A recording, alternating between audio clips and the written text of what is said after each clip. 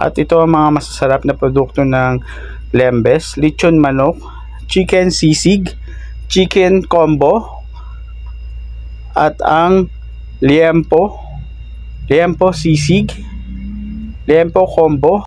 At atin din pong ipapakilala ang bagong produkto, ang pinaka fresh na bagong labas po ng ating Lembes. Ito po ang mga sinaing na tulingan, rellenong bangus, smoke bangus or tinapa, embutidong bangus, at ang mga side dish po nila ay ang atsara, chili garlic, at ang bagong isda na galing pa po ng Pangasinan.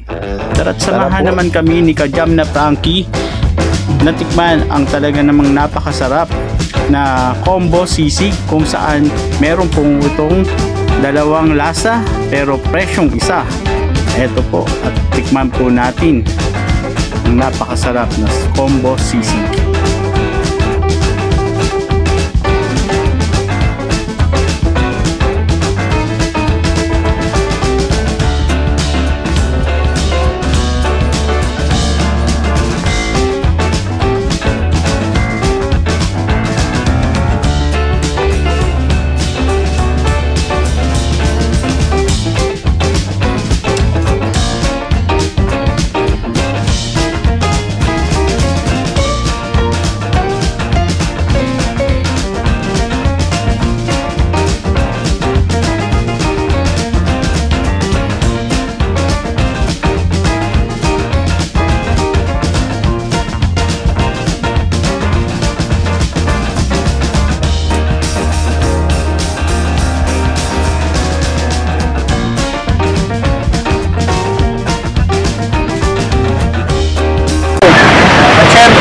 Palalampasin na hindi matikman ko.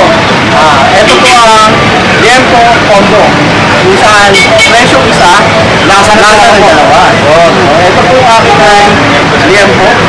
Sarap yun. Makulit yun. Tapos yung isa. Hindi. Yummy. Ano ito?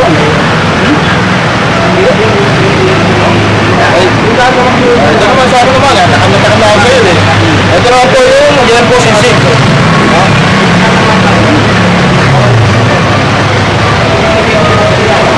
Panalo? Ano yung panalo? Tips tayo? Kaya na. Tulong naman ito. Magandamit ko eh. At ayun na nga mga ka-Jamjay, no? Ito po yung iuwi po natin sa ating mga pamilya. Ang rellenong bangus at smoke bangus na galing Dagupan po. At meron din tayo ditong sinaing na tulingan. Yun. Tapos eto may sauce na siya. Bali, ang gagawin lang natin dito, dun sa pinapainin natin na kanin, ipapatong nyo lang po. Ganun lang po kasimple. Ipapatong nyo lang po siya sa sinaing ninyo. Then maghintay kayo ng mga 3 minutes. Okay na yon. Then pwede nyo na po siyang isamahan ng sauce. Ready to eat na po siya. Opo. At tapos samahan na rin po natin ng atsara. Atsara. Bagay dito po yan. Talagang napaka-ano po nito. Napaka-solid, napakasarap po ng kanilang atsara. Tapos meron po sila ditong chili garlic. Oo, paborito natin to. Baka naman, isda naman, fish with you.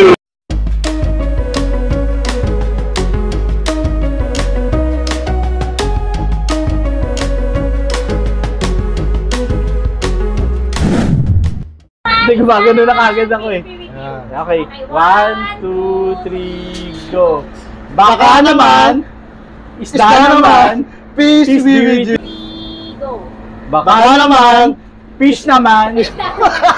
Baka naman, isda naman, fish with you. Ulit tayo sir, ulit. Okay, 1, 2, 3, go. Baka naman, isda naman, fish with you.